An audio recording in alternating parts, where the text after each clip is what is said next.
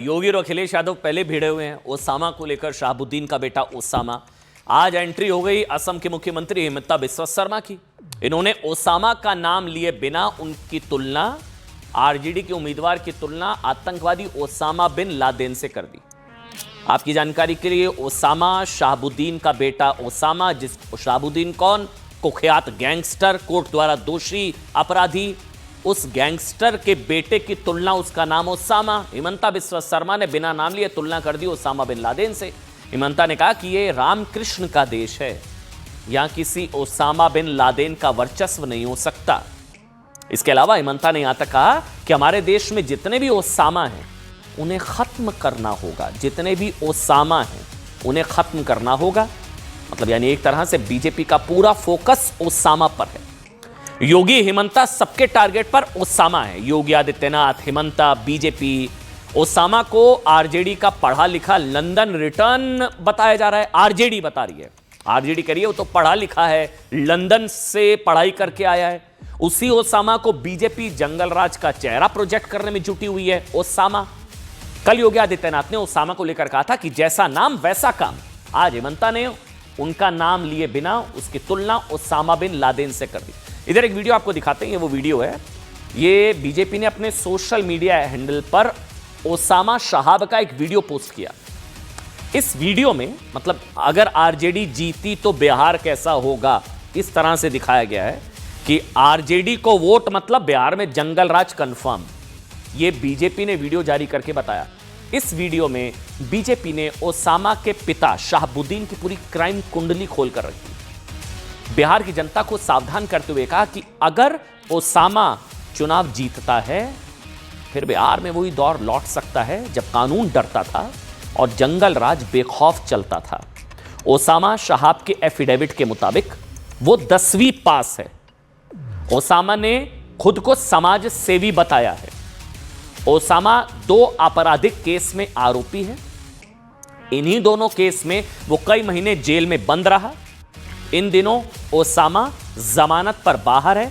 अच्छा, वो तस्वीर भी देखिए, उस तरफ चल रही है जब आरजेडी ने टिकट दी। 2024 में हाईकोर्ट से उन्हें जमानत मिली थी। ओसामा पर जमीन कब्जाने, AK-47 से फायरिंग करने का आरोप है। ओसामा, ये बिहार चुनाव में मुद्दा बना रही है बीजेपी। इसलिए बीजेपी और बीजेपी के सभी नेता शहाबुद्दीन कुख्यात गैंगस्टर के बेटे ओसामा को जंगल राज का पोस्टर बॉय बता रही है कि अगर आरजेडी जीती तो फिर ओसामा का राज आएगा। और बिहार की जनता से अपील कर रहे हैं कि वो किसी भी सूरत में ओसामा मॉडल यानी कि लालटेन पर मोहर ना लगाए। लालटेन मतलब ओसामा मॉडल। दूसरी ओर तेजस्वी मजबूती के साथ ओसामा के साथ खड़े दिखाई दे रहे हैं। सुनिए। तो विजय का माला पहना दे, हाथ उठा के बताइए, दोनों हाथ उठा के बताइए। चलिए, बहुत बहुत धन्यवाद। रघुनाथपुर में राम लक्ष्मण सीता तो बहुत है, लेकिन साथ में ओसामा भी है। तो मैंने खबर किया कि ये ओसामा क्या है।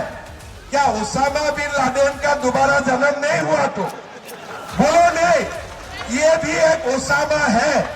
जो ओसामा मतलब वो बड़ा ओसामा बिन लादेन नहीं है, लेकिन छोटे रूप में वो भी ऐसा ही है। वो बड़ा ओसामा बिन लादेन नहीं है, लेकिन छोटे वाला ओसामा है, वो ऐसा ही है। हिमंता बिस्वा शर्मा। बीजेपी बता रही है जंगल राज का चेहरा। अखिलेश बता रहे हैं शेर। जिस ओसामा को बीजेपी जंगल राज का चेहरा बता रही है, अखिलेश यादव उसे शेर बता रहे हैं।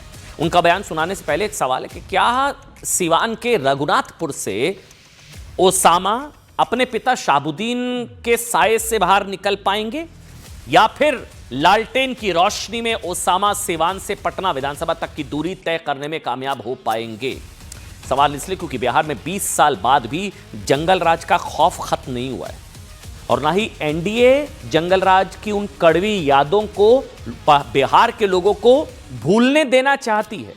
पीएम मोदी, गृह मंत्री अमित शाह, योगी आदित्यनाथ, हिमंता बिस्वा शर्मा खुद बीजेपी के सोशल मीडिया हैंडल से ओसामा के बहाने आरजेडी पर अटैक किए जा रहे हैं कि ये ओसामा मॉडल बिहार में जंगल राज की गारंटी है अगर जीत गए ये लोग। अब अखिलेश जी को सुनिए। कल क्या हुआ? कल सोमवार को अखिलेश यादव ओसामा के लिए प्रचार करने बिहार के रघुनाथपुर पहुंचे थे। उम्मीदवार वो भी चुनते हैं वैसे किसके लिए प्रचार करना है। ओसामा के लिए प्रचार करने पहुंचे अखिलेश यादव जी, जहां उन्होंने ओसामा को सिवान का शेर बताते हुए उनके लिए वोट मांगे। दूसरी तरफ सिवान में धुआंधार प्रचार कर रहे यूपी के मुख्यमंत्री योगी आदित्यनाथ ने अखिलेश पर जबरदस्त प्रहार किया। सीएम योगी ने अखिलेश का नाम लिए बिना कहा कि यूपी के एक नेता को यही श्राप है कि वो जिंदगी भर माफिया की कब्र पर फातिया पढ़ते रहेंगे। माफिया की कब्र पर फातिया, और दुनिया ऐसे ही उन्हें ठुकराती रहेगी। सुनिए। नौजवान सरकार तो बनने जा रही है, जब नौजवान मुख्यमंत्री बनने जा रहा है तो इस विधानसभा से नौजवान विधायक ओसामा साहब ऐतिहासिक वोटों से जीत करके जा रहे हैं। उत्तर प्रदेश का भी एक नेता आकर के यहाँ पर एक खानदानी माफिया को गले लगा करके कहता है कि यह तो मजबूत आदमी है। हमने कहा भगवान ने तुम्हें यही श्राप दिया है कि जिंदगी भर इन माफियाओं के कब्र पर फतिया पड़ते रहोगे, जनता ऐसे ही ठुकराती रहेगी।